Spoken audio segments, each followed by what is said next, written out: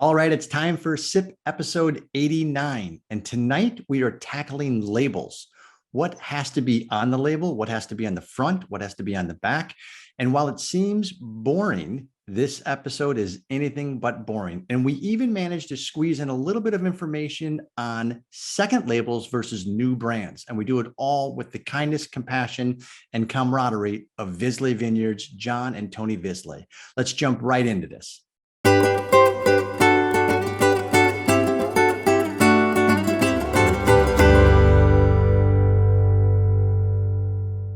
This is episode 89, ladies and gentlemen. We are marching steadfastly and aggressively towards the, I don't even know what you would call that, centennial episode of 100. So 100 episodes, we started this little shindig of digital wine into your back patio, into your wine room, into your lanai, into your boat, into your camper. Like Jeff and Jane, I know, are in a camper. They are in Las Cruces, New Mexico, for those of you putting pins in a map for the traveling Jeff and Jane show out on the West Coast. But this is a big show because we're going to be talking again. All of you angels are, as you know, wine heroes. And I won't put up the graphic from last week. Suffice to say, hero is not as we recognize it from Marvel Comics or someone with a cape. A hero, defined by Aristotle 2,000 years ago, is a protector and defender with the strength of two. And we refer to our angels as wine heroes because you are steadfastly protecting and defending the small limited production wineries just through every single purchase, because it helps tremendously the family-owned wineries that we support. Little added bonus between now and next wine club release, which I think is June 1, end of May. Heroes, by the way, the world needs heroes. And I tell you, if you just look anywhere around, we need them desperately. You see any natural disaster, you see any war-torn area, you see any earthquake, fire, floods, tsunami, the next thing you see is an outfit called World Central Kitchen and Chef Jose Andres going in and feeding the displaced people impacted by that, found themselves in harm's way through no intent of their own. The same is true right now with what's happening in Ukraine. World Central Kitchen is on the ground feeding people, and there's 2 million immigrants or refugees actually fleeing the country. So between now and June 1, any person that joins the tasting room or library club, wine clubs, Cellar Angels is donating $50 right off the top to World Central Kitchen to help Chef Jose Andres feed these individuals. Magnificent organization. We all love food. Food and wine go together. We all agree with that. But this is what we're talking about when we say heroes as it relates to Cellar Angels audience, and you are indeed wine heroes. And there's no better example of this from a limited production, family-run winery than our guest this evening. But I would be remiss, since they're Chicago guys, I'm a Chicago guy, if we didn't now somehow say, hey, there's a new loyalty program. You can check your account profile. I will give 100 points to anyone who can throw in the chat, not anyone, the first person to throw in the chat, most famous Chicago Bear, numbered 89. Jeff and Jane, you don't even know any Chicago Bears because you're Packer fans. So you guys are null and void from this competition. So I want to, thumbs down. So first person, Brent H. Ditka. Brent H. gets 100 points. Jan K. Freddie Solomon, Larry Rowe. Freddie Solomon, that's before my time, John's time, Tony's time. That goes back a ways. Speaking of John and Tony, let me get to it right now. These are, I say this with all intentions and heartfelt appreciation. These are longtime friends and almost family from that standpoint, because people say, what do you miss most about Chicago? It's obviously the people, it's family. I also miss that I was about 6 blocks away from Tony Viszlay. And John and I first met, gotta be 2008 or 9 when John walked into our wine shop on Belmont Avenue. So to say we go way back with the Viszlays is an understatement. And I want you all to raise a glass and welcome back to the program, John and Tony Viszlay. Cheers. Cheers. Cheers. I have 2 glasses, which we also know is opening 2 bottles of wine is the Scotland. I don't know if Scotland's on right now. I see Doug in Minnesota, but he's on just audio because he's driving to the orchestra, which is, it's 9 degrees in Minnesota. And I know you've got some quote unquote antifreeze in the car, Doug. So that's good for that sort of thing. So John, I'll start with John first. I mean, you really did pursue a dream.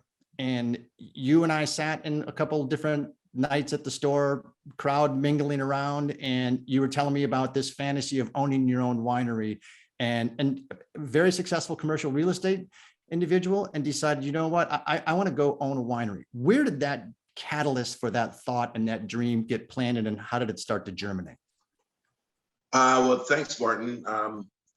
We certainly appreciate your friendship dearly as well. It all started from early vacationing in wine country and touring through wine country in various locales around the world, and falling in love with wine. And seems like no matter where you get off the plane, when you step into wine country, you kind of look around and say, gee, I could live here. It's not so bad. So my first introduction was the Oregon wine country, Willamette Valley with Pinots. Funny story, I was dating a gal who calls one day and says, I have tickets to the Pinot Festival. You want to go? And I'm like, God, yes, I love Pinot. And at the end of the conversation, I had to go and find out what Pinot was. But we get there and it's absolutely stunning. It's beautiful. And whether you're in France or Italy or Oregon or South Africa, these are just stunningly beautiful places where they grow grapes and make wonderful wines. And so that was always in the back of my head. One day, I think I'll probably end up living in wine country. And that was really the genesis of it. Then after many years in the shopping center industry, I kind of decided I had run that course and was making some evolutionary changes in my life, and said, what the heck, why don't I move to wine country? Open a winery, what could go wrong? So I came home one day and I told Tony, I said, I think I'm gonna go open a winery. And he said, Dad, that is the coolest thing I've ever heard. I think I'll do it with you. And I'm like, yes, let's build a family brand. And that was, 12 years ago, 13 years ago, and that's been our goal. That's what we strive for every day when we wake up, is to build a family brand and to make relevant wines. And part of our goal was, is I did my research on different winemakers and their paths into the wine industry. A lot of fellows, it started out doing custom crush. A lot of folks were just negociants, where they were just buying wines and putting their label on them. And those guys seem to always end up saying, I want to end up with my own vineyard and my own winery and having complete control from start to finish. And that's kind of stood out to me. And I said, yeah, we need to be an estate winery. So we want to have our own building. We want to have our own vineyard. And we want to be in control start to finish. So if it's good or it's bad, it's our fault. And when you told Tony, listen, my dream is to open up a winery and I'm going to go out to wine country, I want to open up a winery. And Tony said, that's great, Dad, I'll do it with you. Was there ever a moment where you said, this is my dream? Oh God, no. No. No, it was, oh my God, I got somebody to hold my hand. Well, and Tony, not many folks know your background because it's quite impressive from a business standpoint. So let us know a little bit about kind of what you do day to day outside the winery, and then kind of the skill and attributes you bring to help complement Dad. Sure. So I have been working for the Bank of Montreal since 2008. I'm in the capital markets side, specifically trading interest rate derivatives for the bank. So just being able to work with guys on the banking side, as well as other guys on the trading side, kind of understanding how business is done at that level. But before I got into the bank, I was a chemist, and during college and just doing organic chemistry research and being a big nerd essentially. But it was it was just understanding and knowing that, you know, I know that most of what goes on in the winery, you know, is basically, it's lab work. You know, it's a living liquid, right? And you got to do these reactions that, whether it's a secondary fermentation or an acid adjustment or whatever it is, you know, making the wine is not too dissimilar from a lot of the stuff that I really enjoyed, kind of back when I was a scientist. No, and you're right. There's a tremendous carryover of skill sets there, because winemaking has always been described as the blending of art and science. And so when you have the science aspect in the lab, not to mention the math acumen and skills that you possess with regards to everything in your day job, and then blending, don't mean to throw another wine term out there, that with Dad's passion and vision and artistic creativity and stuff like that, it's a perfect complement to each other. Well, and also, you know, I like to think we're a perfect complement to each other. You know, I mean, we had the opportunity to, while he said that, you know, he's like, I want to go to wine country and start a wine brand.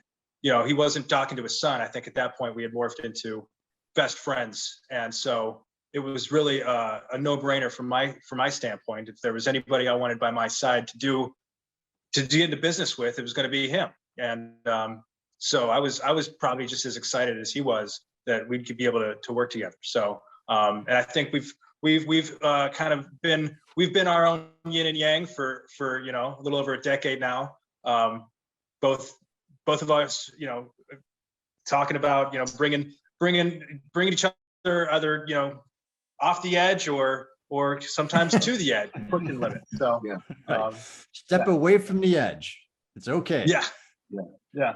No, many evenings when I first started, I'm like, I gotta call Tony. He's got to talk me off the ledge. So. Right. And normally that's after you made the phone call to the Cooper and put a down payment on 10 new barrels, or? Because those French barrels aren't cheap. They're not. They're not cheap. They're not cheap. Yeah. Well, let's talk about I mean, you're in to call where you are geographically special is really, it doesn't do it justice, because you're kind of at the crux of, you know, 4 AVAs in Sonoma, right just south of Healdsburg. If you make the light, it's about 6 minutes. If you miss the light, it's 7. I mean, you're in God's country, quite honestly. No disrespect to the Gene Heileman Old Style Brewing Company and our Wisconsin fans, but it's behind me. This is the Viszlay property. Mission Control took this picture one evening when John and I were sitting watching sunset, drinking wine, and you are tasting in the vines. John and Tony, that's not a green screen backdrop right there. That's the barrel room. They're sitting at the edge of the wines, at the edge of the vines right now. Those are real. I can't do that because the whole curtain will fall down. But John, when you started with a dream of building a winery, and you had a lot of tasting experiences, like you mentioned, in a professional career of commercial real estate and traveling to different wine regions globally, what was kind of your vision for what you wanted to achieve here in Sonoma from a varietal specific, from a you know, total case production, from an experience when people come to the property? What did you imagine?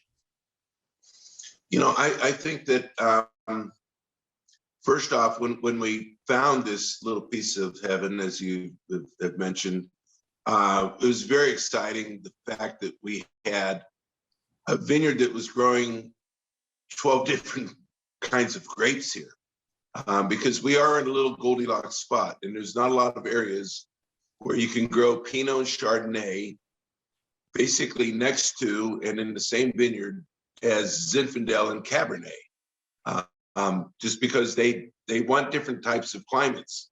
So we are here in this little spot, the confluence of Dry Creek, Russian River, and Alexander Valley, with Chalk Hill AVA being about 1,000 yards down the road. It's in a very special, unique microclimate. And, you know, that word gets thrown around so much, but it's so true. Right. When you start to look at the the different ways that plants can grow in specific areas. And part of it is our rootstock, the way that our rootstock adapts to these particular soils and nurtures the particular vines in the way they do.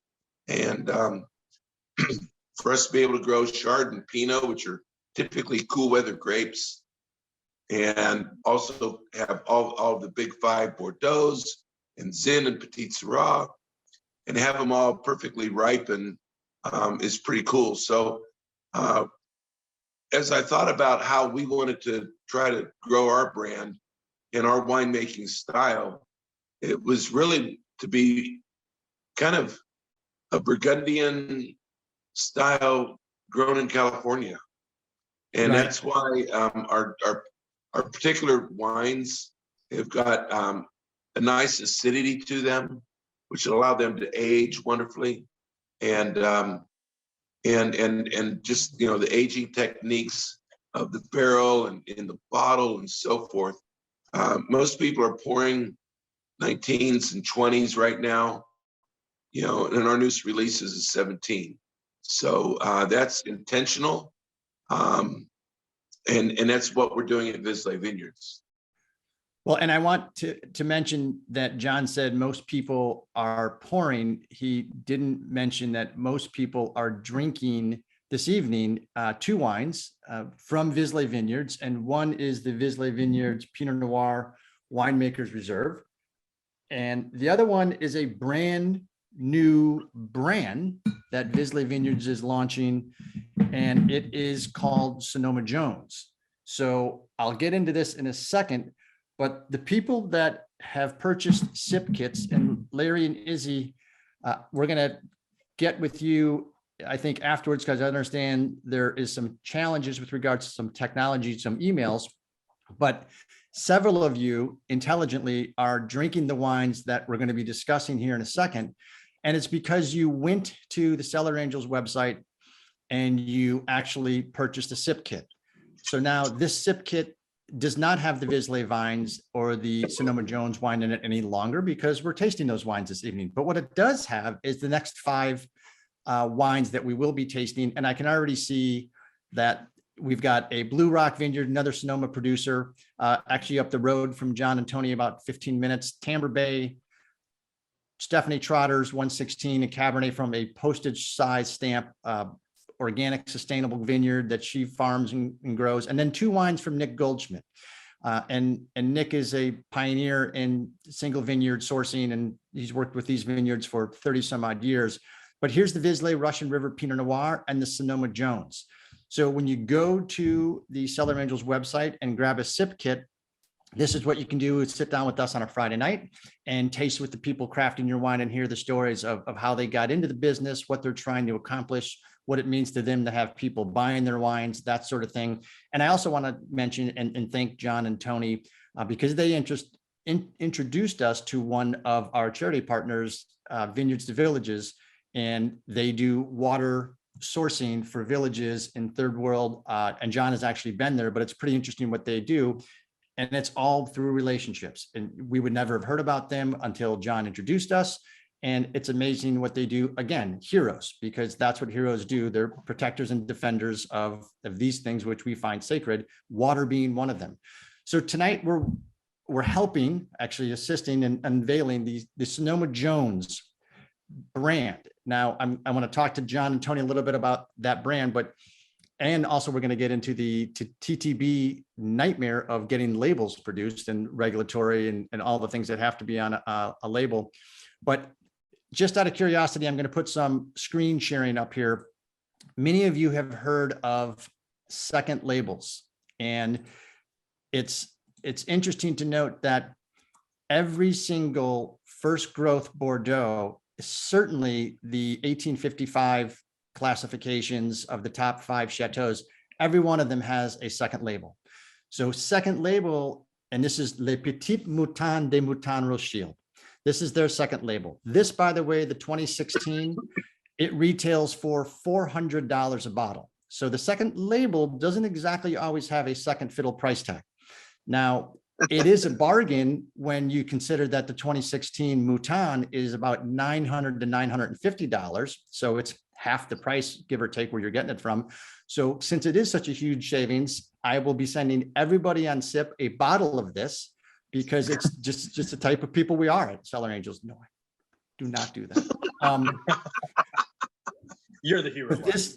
But yeah, this is a second label. So when you think about it, Mouton has one, Lynch-Bage has one, Haut-Brion has one. They all have a second label. And what is not a second label is a new brand. And so when you think of brands, I want you to think of, and throw this in the chat, who knows who owns Toomey? You can throw that in the chat. No one knows who owns Toomey. Who knows? Chad Angelo. Chad, that's actually not even fair. Yeah. Come on, Chad. Larry. Yeah, the two winery owners, they know. All right, everybody else on this next question besides Chad and Larry, who owns Decoy? Decoy came out in 1985. As you can see, this was their first release, but this was a new brand. And this brand was actually started by Duckhorn. That's right. Doug Rutherford, I think, is driving. I'm sorry, and I said his last name. So, and Jeff and Jane. Yeah. So the concept of a new brand is not necessarily new. Mer Soleil, the Chardonnay, is by Camus. But it's interesting because when you look at the second label wines, I showed you that Bordeaux first, Mouton is a blend, and they do 30 some odd different batches of varietals. But when one of those batches is done and they have no more Cab Franc, well, they've got 4 remaining ingredients. So they can't put it in the main flagship wine, so they make a second label. A new brand is entirely different. Now, John mentioned earlier that they're an estate vineyard, which has a certain legal name. And so, John, I want you to take a first crack at kind of the vision behind what is a new brand, and why did you decide to do it? So a new brand is exactly that. So Viszlay Vineyards started out and will remain a 100% estate wine, which basically means until we buy another vineyard or lease another vineyard outside of here, our wines at Viszlay Vineyards will always be grown by us, produced by us, made by us, aged here under our control and care, and finally bottled under our watchful eye. So that's really the definition of an estate wine. When we talk about developing a second brand, it basically means that you're building something new.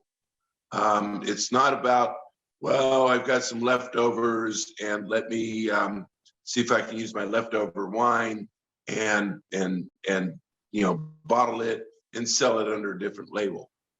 So being an estate winery is something that we started off believing in, something we continue to believe in doing, and we really don't see that changing, which limits our production, right? Because we have 10 acres here, and until we acquire some more land, we're only going to be able to produce, say, 1,500 cases a year under the Viszlay label. And there's nothing wrong with that. Matter of fact, that's been our goal through, since we started. But we are also realize that there's opportunities beyond being an estate winery. And that's why we decided to launch a second label, a new brand. And it's interesting because you have, 12 years of relationships now. And Tony, you know a ton of people up and down the valley.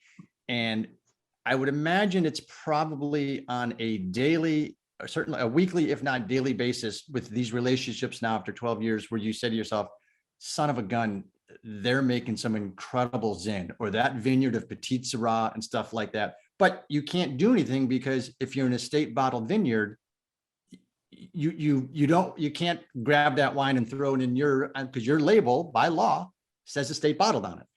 So, Yeah. so this has got to be pretty exciting to have a new brand to be able to capitalize on some of those relationships. Well, Tony can tell you a story about that. Lay it on us. The Sauv Blanc. So years ago, all right, he's gonna. This is a live show, ladies and gentlemen. There are no scripts. Yeah, but so this has been our thing, right? From day one is we grow grapes, we make wine from our grapes. And a few years ago, I had a friend, great guy, growing some Sauvignon Blanc, lost his contract. And he's like, John, like, I need some help. I'll sell you these grapes. And you know the wine. I'm like, yeah, I know the wine. So I'll sell these grapes and make you a good deal on it. So I immediately called Tony. I'm like, Tony, I can get us a line of some great Sauv Blanc. You know these grapes. And I'm like, what do you think? He's like, no, Dad, it's not what we do. We're an estate winery. He's like, I'll tell you what, I'll make a deal with you. When you sell all the wine from all the grapes we grow, you can go buy more grapes. You know how you solve that problem? Stop calling Tony.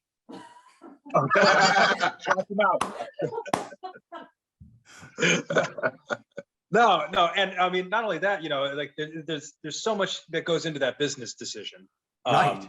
Rather than, hey, my buddy's got some cheap fruit, even free, like there's a lot of time, energy, processing, bottling, storage that goes into, all of a sudden you want to start making Sauv Blanc. I mean, we have enough SKUs, like, so, right.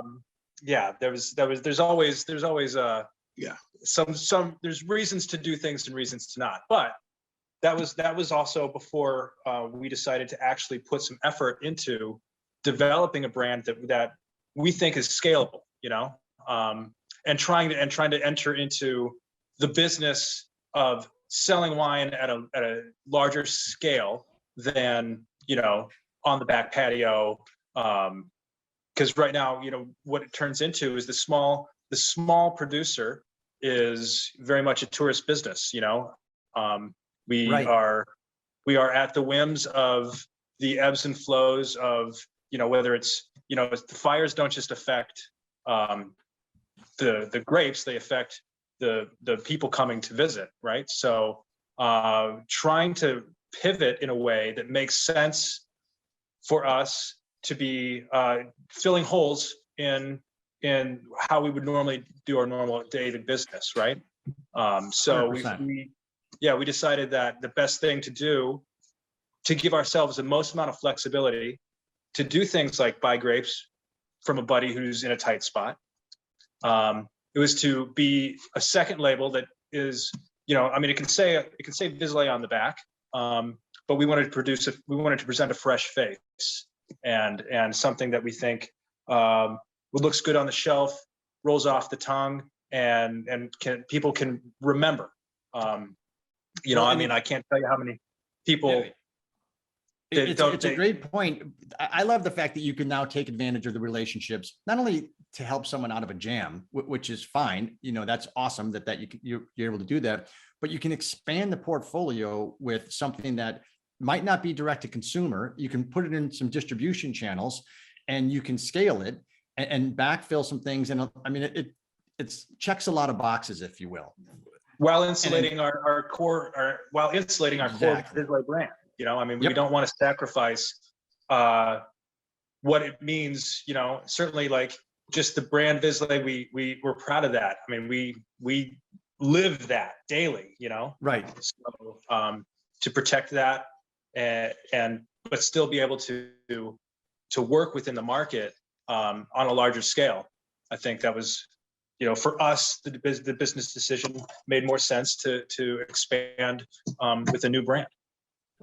No, it makes perfect sense. And it actually leads to two good trivia questions right now. And Peter G, I saw your question earlier and I can answer that offline.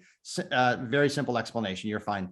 So I'm going to launch this question because we talked about it. The term estate on a wine label is legally regulated. True or false?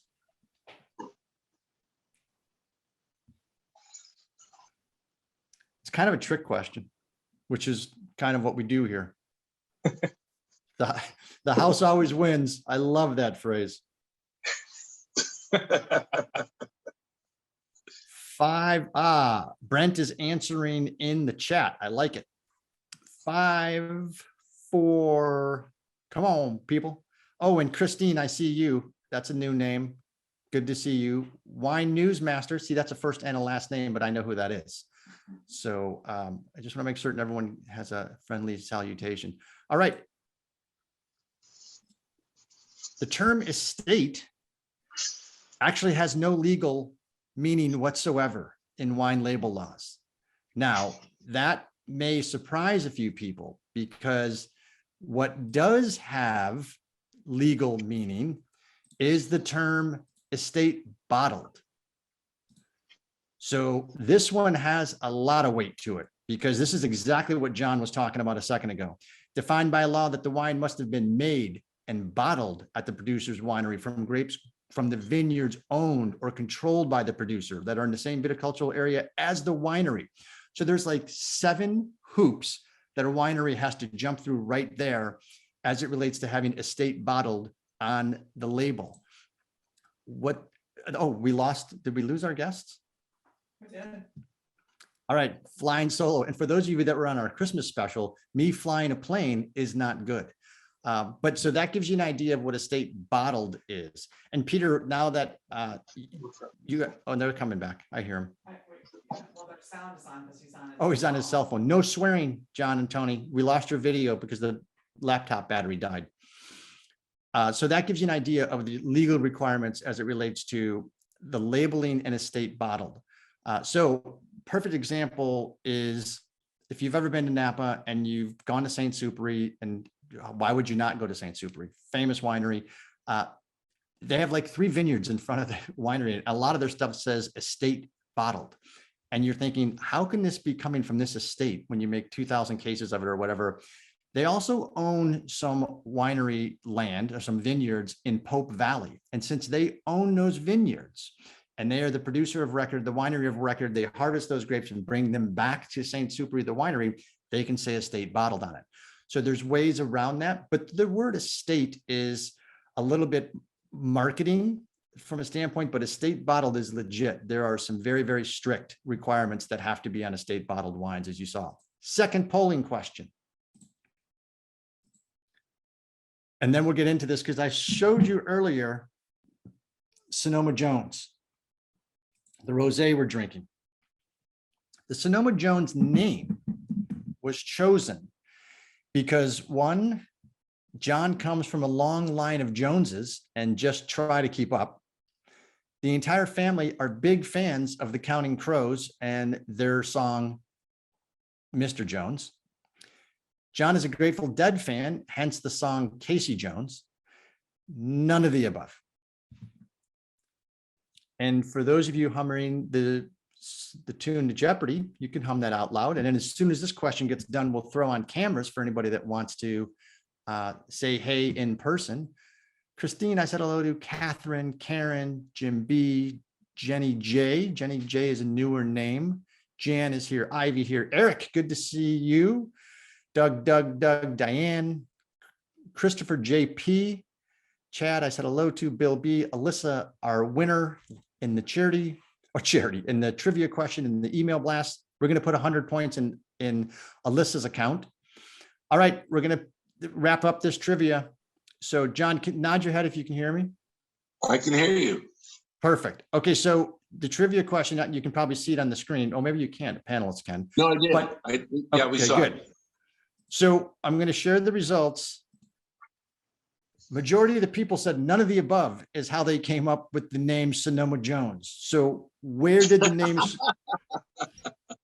So we had two people indicate that the entire family is fans of the Counting Crows and their song Mr. Jones. That 3 people said John is a Grateful Dead fan and hence the song Casey Jones. Yeah. And then most people, 64% said none of the above. So how did the name Sonoma Jones, and I agree, it does roll off the tongue. Where did that come from? Well, Martin, to start with, there should have been a 5th, all of the above. Ooh, there, Right? duly noted. All of the above. Who doesn't love the Dead and the Counting Crows? Tony didn't know who Mike Ditka's number was, so I'm not certain he's heard of any of these Monkey songs. One, Two, Three. I know. Well, Stay in your lane. so Sonoma Jones, we have the Viszlay brand, which I'm John Viszlay, and my surname came, of course, from my dad, right? I wanted to give a little homage to my mother, and we are the Joneses on my mother's side. And consequently, being here in Sonoma, we're the Sonoma Joneses. So Sonoma Jones just kind of rolled off the tongue. I do like it. And we love it. We absolutely love it. Brent, I saw your answer in the private chat of dead, just said dead. So I'm guessing that was the Casey Jones reference. Awesome, awesome, awesome. I did want to share. I saw the Dead, by the way. Just want to make sure we all know that. Truth be told, I wore a shirt today, might be around here somewhere. I was at the last Dead show at Soldier Field in 2015 and saw them at Alpine Valley, saw them several times. So kindred spirit right there.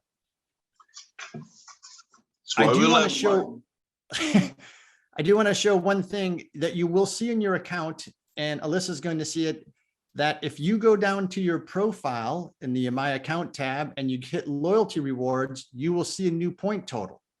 So the loyalty program is being released. I have apparently been buying a lot of wine. So unlike that's this is why we went into the wine business. I'm loyalty to the company. You can see that there's 3 points for every dollar spent on the Cellar Angels marketplace. Wine club counts, corporate gift counts. We're going to be telling you more about this program. All of us have had side gigs at Cellar Angels before the wine business. I have 3 million miles on American Airline, lifetime Hilton Diamond member. So we know a few things about loyalty programs, what works and what doesn't work. We're going to make certain this one works for you. So it's going to be a lot of fun because yes, there's going to be swag. Yes, there's going to be discounts. Yes, there's going to be intimate experiences with winemakers like John that you can earn points towards. But really, it's going to come down to the Grand Poobah Prize, where you join us in the Valley and you get to be in Cellar Angels videos, have unbelievable experiences. A couple folks in the attendee list have participated in kind of a trial group for that. But we're very excited about the loyalty program. And now I want John or Tony, because Tony went off camera, to tell me about the Pinot Noir Rosé. Oh, so Tony is being my IT guy at the moment. We're going right now. I'm on the phone, but Tone's working drastically to get us back onto the Zoom feed. How is Tony when it's not math or chemistry? Oh, well, he's pretty good. Fixed it. He's pretty good. I like it. Okay, so Sonoma Jones Rosé, Rosé of Pinot Noir, by the way. Yes. Yeah. So, and as you'll notice, we don't have this listed as an estate wine. This is just 2020 Rosé, Sonoma County, Russian River Valley, which is where we're located. And if you look at the back end of the bottle, you'll see our view, which is Martin's view on his back screen. But yeah, this is just a beautiful rosé that was, 2020 had its challenges because here again, it was a fire year, but this fire in this particular area hit in August, just prior to harvest. The fires that had hit here in the years past had hit basically after harvest. And so it was more about electricity and maintaining cooling temperatures and being able to tend to the wines that were in process. Whereas in 2020, it was more about the grapes and the influence of the smoke on the grape skins. And so we were able to use not only our Pinot grapes, but some grapes from friends of ours down the street. And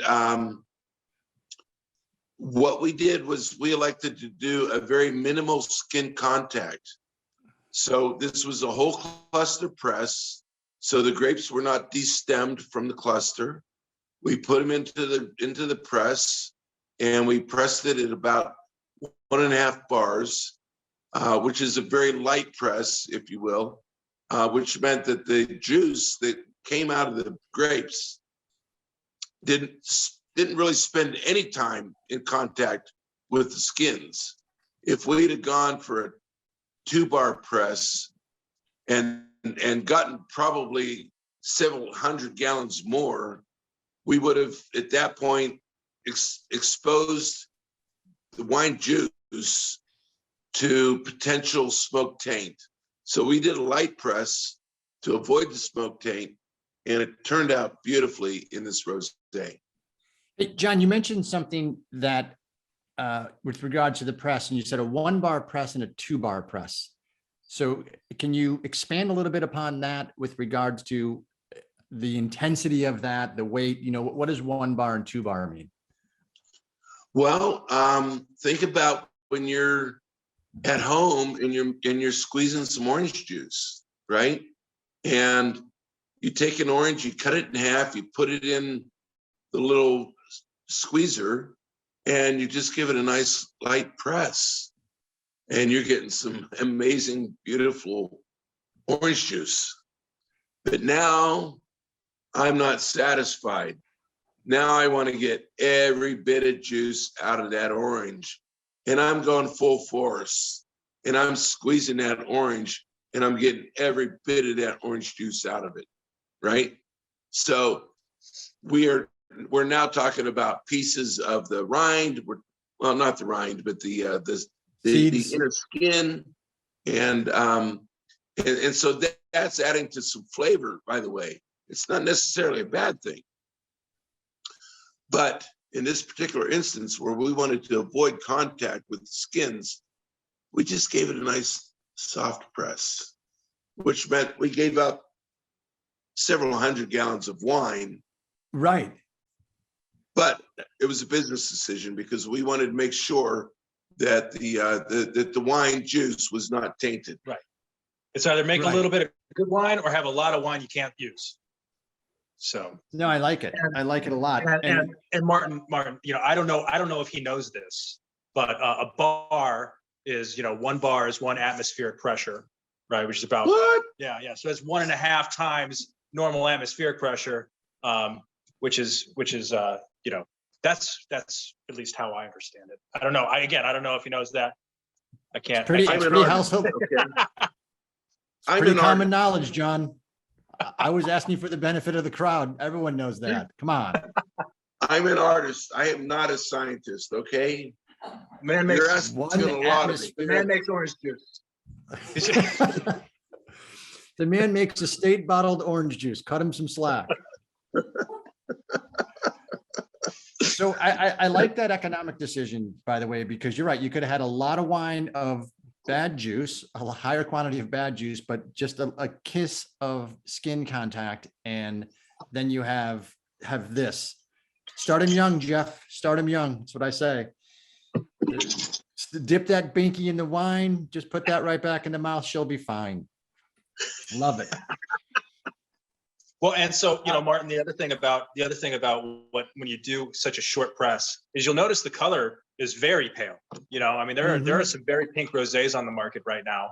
And this just is a very, it's, in some lights, it almost looks like a shark, and that just has to do, all the pigmentation that comes from red wines comes from the skin, right? So the juice itself is clear. So limiting the skin contact not only impacts the flavor that might have been present or the taint that may have been present, but it also impacts the presentation of the wine. And so we had this very pale wine that tastes fantastic. It's just like, it's just all Pinot juice. And actually, sweet. if I can add to that, the wine was so clear that we had to add almost an entire barrel of regular dark Pinot to it to get that pink color to it, because it was such a light press. that we actually ended up adding some regular Pinot Yeah. to make that color. It was so light that it was actually not even a rosé.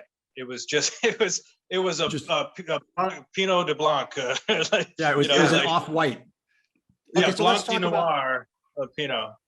so let's talk about labels and familiarize the group with the submission process that you have to go through and the COLA requirements and those sorts of things, start to finish, because there's certain things that have to be on the label. There's certain things that have to be on the back.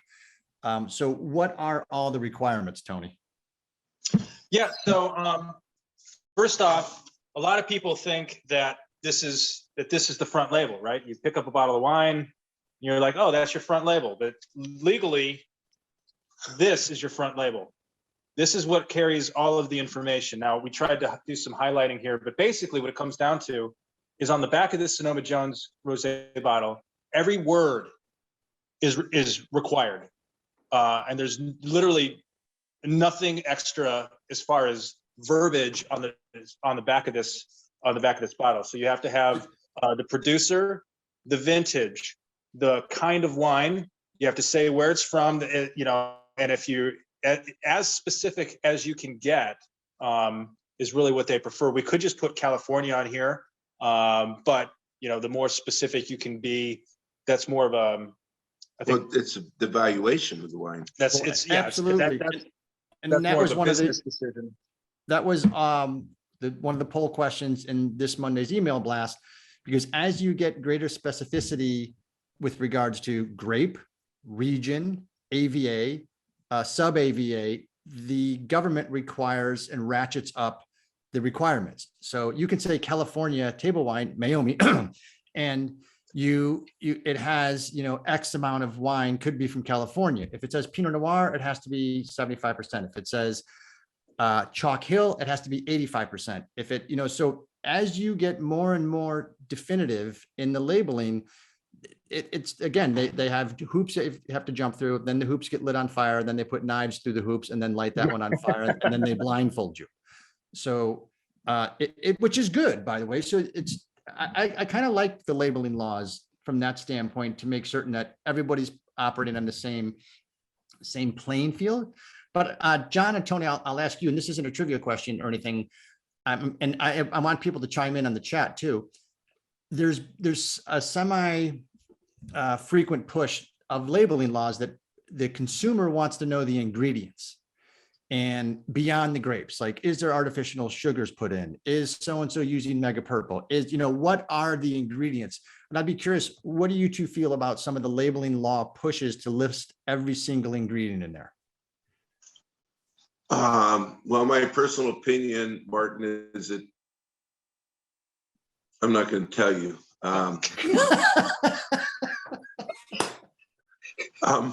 You'd be arrested.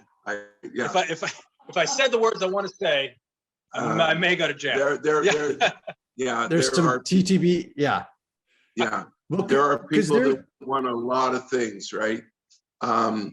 Look, wine is about as organic as you can get, right? I mean, I love it when people pull into the winery and they sit down and are like, oh, wow, man, at what point did you put the chocolate in? And it's like, I'm sorry. Shortly but, before you got here. Yeah. Yeah. Just shortly before you got here. Yeah, and it was Hershey's, by the way. No, I'm not a fan of increasing more regulation into our industry. Our industry is heavily regulated, and people don't really understand to the extent that our industry is regulated, and to just, you know, to pettingly, because it's petty. It's a petty point. Oh, I want to know if you used egg whites. It's like, you know what? Don't fucking worry about it. Sorry. It's okay, John. There's it's like 5 people on here. Me, my 2 brothers, and my mom is watching. So Yeah, right, you're yeah. But fine. so long as it's recorded and sent to the TTP, I'm fine with This is admissible in court, right? Yeah. Thank you. Yeah. it. Yeah. Well, here's what, and John, I totally see your side. I completely see your side. Here's the other side I see, which is the flip side of that coin, is the 350,000 case producer that has very little grape material in there, that is putting synthetic things in there to make it sweet, to get people kind of tasting it and go, oh, I love this wine. It's like, you're not really technically drinking wine. You're drinking artificial grape juice with sweetener and stuff in it like that. So I get the, yeah, you don't need to know about the egg white fining and stuff like that. And that's just a pain in the behind to By the go way, ahead we and- don't use egg whites, but and if we did, so what? Because Right. it doesn't stay in the wine. Exactly. It drops out. It's not in the wine.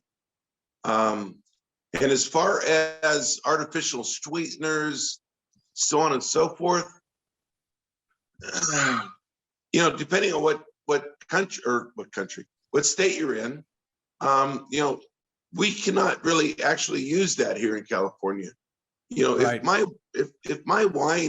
If my grapes didn't come in at the sugars I needed, the level of sugar that we needed, the bricks, I'm not allowed to add sweetener to it. Now I can add grape concentrate, but it's grape concentrate. And when you're getting into that level, you really got to know what you're doing. Right. So- Well, that's why you need a chemist. You need Right, a chemist. right. Yeah. So I think what he's All right, trying so to say, that's- Martin, I think just gonna- the final point is that we have to be careful, because when you try to regulate the big guys, you often end up screwing the little guys. Yep. And that's the struggle that we all face, right? So it's just Thanks for bailing me out. an interesting. I think it's easy. I'm just going to put John in the no camp. Yeah. Okay, Yeah. so I'm going to move along to the estate bottled Viszlay Pinot Noir.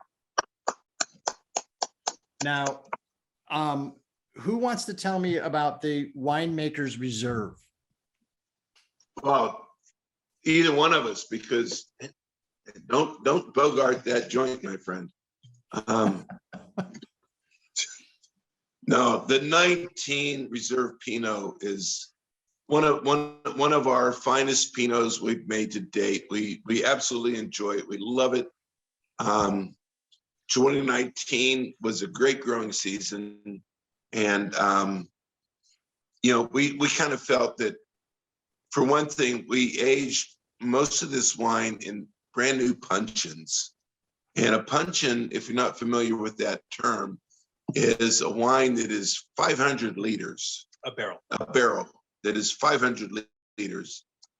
The barrels you see behind me here are 228 liters. So it's slightly more than 2 barrels.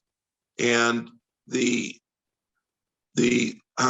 contact of the wine to the barrel is about 50% less when you're talking about the influence of the barrel to the grape, Right. because Yep. of the volume. Yep. But there's something else that goes on, because it's brand new barrel and brand new wine. And, maybe Chad can comment on this down the road. But for us, the influence of those puncheons was really, really unique. And it's turned us into a big fan of the puncheons because of the slower impact of the oak, but yes, it is still infused and really makes a wonderful, wonderful wine. And we grow 100% Pommard clone here. And Pommard is a small village in Burgundy. And Pommard grapes tend to have a very high kind of cherry-esque quality to them, as well as producing in the new oak some really wonderful cola qualities. And so the 2019 kind of gives us all of that in a bottle. No, it's awesome. And I love the estate side of things. What's the case production on the 2019 Pinot? So we had a great turnout that year, and turnout in terms of overall tonnage. We grow 6.5 rows of Pinot, and we were able to get 200 cases out of the 6.5 rows of Pinot that we grow. Wow, 200 cases is not a lot. I have several people asking me No, where it's a lot, Martin. I have several people asking me, where is Viszlay? How can I taste? And Jeff G is texting me, Google Earth, Google Earth. I know he's got his hands full, but I can feel the telepathy. I feel the mental telling me, get to the Google Earth program. So let's show the beauty of Cellar Angels and where we focus. So a little bit like Brent has a different view behind him. This is our view. And Cellar Angels for now 12 years has focused exclusively on wineries like John and Tony, and specifically only from one region in California, and that is the Napa Sonoma region. This is not accidental. Not that there aren't other great winemaking regions in California or the United States, you know, Washington and Walla Walla and Dundee Hills in Oregon and Willamette. I mean, there's some great wine producing regions in the United States. And We just don't like them. Actually, we just know Napa and Sonoma and the people there very, very well, because we've had the luxury and privilege and honor of traveling there 60 plus times over the last 25 years. And every single time is magical. So this is our playground for Cellar Angels. These are the wineries that we want to introduce you to. And now it's more important than ever, because all of them were hit with the pandemic, like all of us. Foot traffic was closed. There's been fires. We want to have a huge resurgence, and you're all part of the help, and you're not part of the hype, which we love. So this is our playground. This is Napa County right here. This is Sonoma County right here. It is arguably one of the finest wine producing regions in the world. And a lot of that has to do with the tapestry of the organic material and the rocks and the topography and the plate tectonics, the waterways that run through it, the mountains, the volcanic. I mean, it is really a canvas unprecedented in the world from a winemaking standpoint. It has a Mediterranean and the ocean, and every great wine region in the world has a maritime influence. This one has about 30. So yes, you've got the Pacific. Yes, you've got San Pablo Bay. You've got Lake Hennessy. You've got the Russian River. You have the Napa Valley River. You have all of it here. And it's a Mediterranean climate, of which there's only 3% in the world that have a Mediterranean climate. So it really is a great area to make wine. Where John is making wine and Tony is helping him in that capacity is up north near Healdsburg. So this is John's property right here. And this is the town of Healdsburg right over here as I pan out. So this is Healdsburg, beautiful town, great dining, some of the best dining now in either valley. And I'll tell you one thing, Yountville may have been the cat's meow for the last 20 years, but they are looking over their shoulder at Healdsburg and they're closing in fast. So it is an exceptional place for dining. And if you go there and visit, as the Angels will be doing in July and spending a little time, this could be you. You sit right where I'm sitting. John brings cigars and a barrel and we burn things, and it's you spend a lot of late nights. There's a pool, there's an unbelievable guest house. It is a wonderfully sloped property, and it's deceiving from what you see behind me because it doesn't look like it falls off, but it kind of falls off a cliff in this down arrow here, or down vineyard. But you're tasting right in here, and you're sitting there just where John and Tony are sitting, and you're basically 2 steps from the vines. And like I said, you're 7 minutes away from downtown Healdsburg, and you're 2 steps. Yeah, there's the vines. It's a nice recipe. It doesn't stink, as we like to say. But as it relates to this wine in particular, John, from a Pinot Noir standpoint, what have you seen, and Tony, chime in, please. What have you seen with regards to food pairings, aromas, go through the whole tasting assessment of what we have here? Well, he said it for sure. I mean, limiting the amount of oak in our Pinots in particular, I've found to be definitely the recipe that we like. And with that comes cherries. These wines have a ton of cherry, at least on my palate. The 16 was a fantastic year. The 19 is an incredible year. And what, when it comes to putting these with food, I think really, I like, obvious creamy cheeses, like something soft. And Salmon. I don't like salmon. no, I don't but like salmon. but I do. Yeah. So Yeah, I like salmon too, Tony, 2-1. And I can But see this like on a cedar plank salmon, as you talk about that cherry, I definitely get some of that cherry hint through it as well. And that goes perfect with salmon. it does. And yeah, it's the thing that's great about the 19 right now, it still has a lot of acid, right? It's real bright. So you're getting a lot of fruit notes, you're getting plenty of acid. It does have a little bit of wood on it, but it's not like, there's no oaky aftertaste. It's not like, caramely or smoky at the end of it or anything like that. So it really, I think it lends itself to quite a bit of things, in just opening itself to because of its acid profile to be, chicken, salmon, any of the cheeses and those kind of things.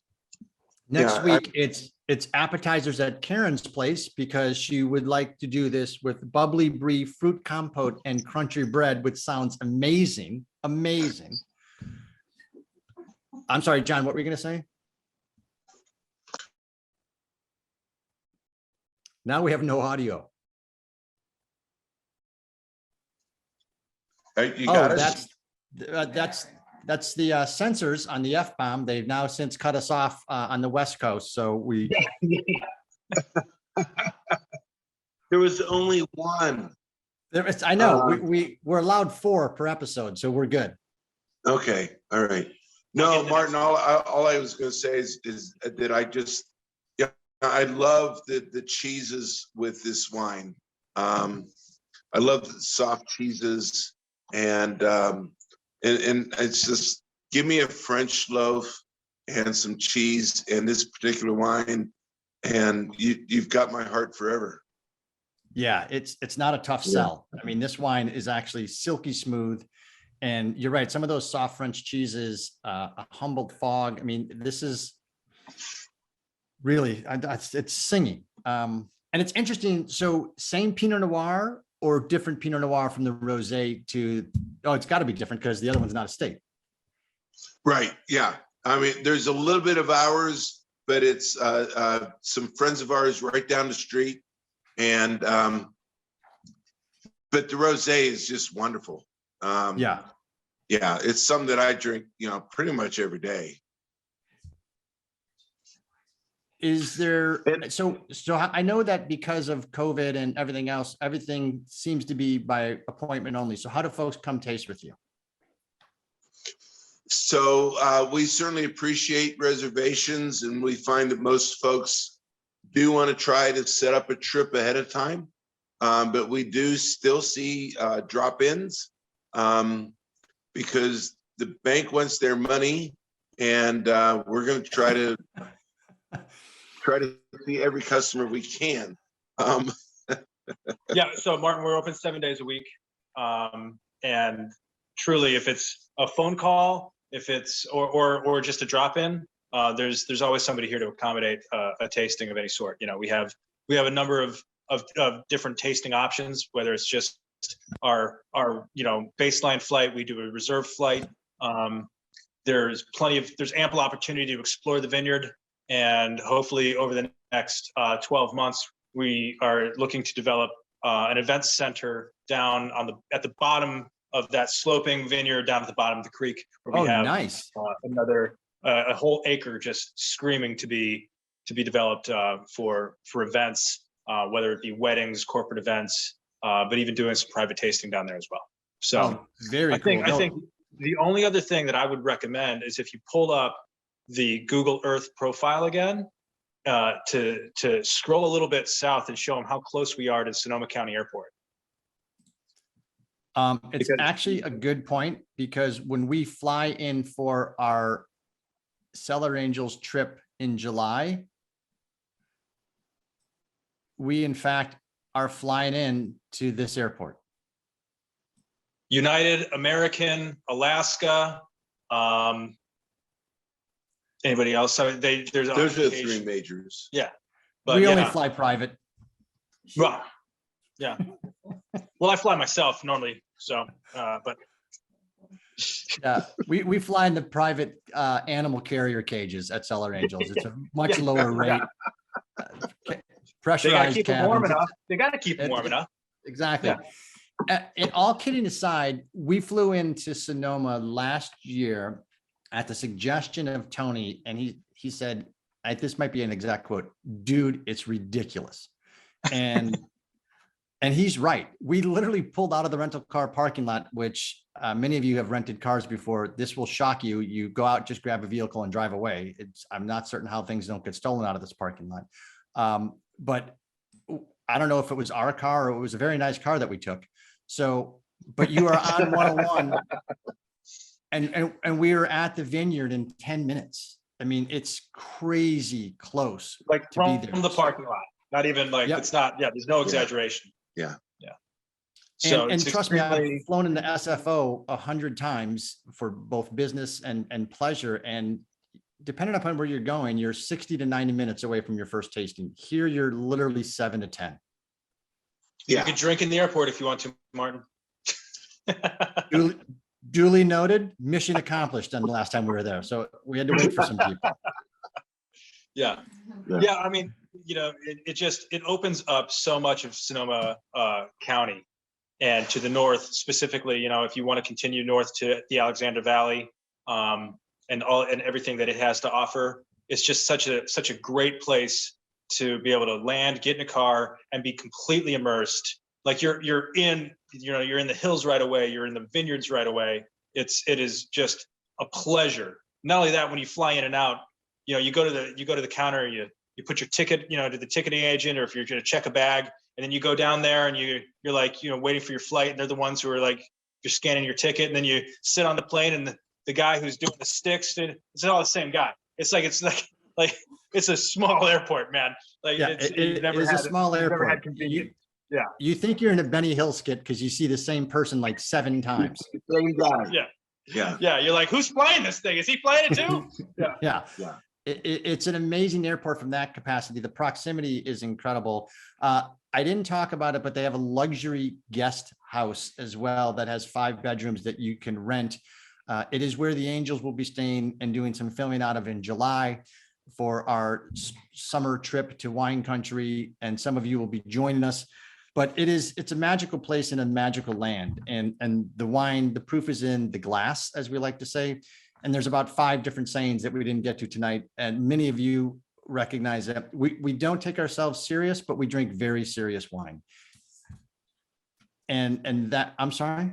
Second major announcement, Jeff, I'm asking. Oh, the second major announcement was we have Sonoma Jones, new label, Loyalty Club, WCK. That's 3 announcements for those of you counting in a trailer. That's Jeff and Jane. They're not in the trailer tonight. Yes, they are. No, they're not. Okay. Mission Control and I are going to have a little off-camera chat. Thank you, Jeff, for understanding. No, the second one is raising money for WCK. And raising money for WCK. I would like everyone to raise a glass to John and Tony, who endured us for a Friday night. By the way, if you cannot make a sip, the quickest way to know that these videos have gone live is to be a subscriber to the Cellar Angels YouTube channel. So Denise is going to put a link in the chat right now. All you do is you click that link and it's just going to say yes or no, and it will automatically subscribe you. And so if you have to miss, because you've got a social calendar like Doug R in Minnesota, who takes these calls from the road, this will let you know when there's a video available that you can watch at home. I can't guarantee that there will be as much profanity as there was in this one, but chances are it's a good chance there could be. I'm teasing, John, but I like it. Hey, there was only one F-bomb, Martin. No, I was muted. There was several out of my mouth, but thankfully I was. Oh, I tell you this every week, Angels, but we can't do this without you. And you are the heroes of the wine industry. So I mean that from the bottom of my heart. You support us. You should help us support the local independent wineries in Napa and Sonoma. Just like John and Tony, many of them are family run.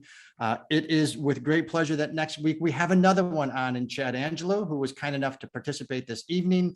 Chad makes some ridiculously good Cabernet from a small little patch of land called Stagecoach, not very small, but a really magical vineyard site. And we're going to unravel we conquered labeling this evening, and next week we're going to unravel all of the complexity of DTC laws, which is crazy complicated, and direct to consumer, which is what Cellar Angels lives and aspires to do and has since 2010. So with that, I'm going to give you back to your Friday night. I want to thank John and Tony. Yes, Martin, sir. can we just say thank you very much for including us this evening, to the Cellar Angels that participated tonight. We love the opportunity, and we wish you all the best. Oh, without question. And I'll echo that. Thank you all. Health and happiness to everyone. Be good to one another. Can't do this without you. Let's drink a couple more glasses of the good stuff. Cheers, everyone. Have a great Friday night.